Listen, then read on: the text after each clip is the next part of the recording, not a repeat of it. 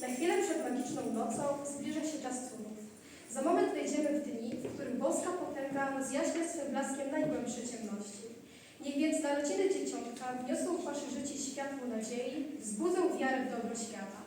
Niech prawda o nowonarodzonym Chrystusie ożywia serca, doda otuchy na kolejne dni. Spokojnego, tradycyjnego, rodzinnego świętowania, sielankowej atmosfery Bożego Narodzenia. Ciemne noce, aniołowie w naszej ziemi, ciemne gwiazdy i śnieg ciemny, i miłość, i pod tymi obłokami ciemnymi nasze serce w ciemność się zmieniło.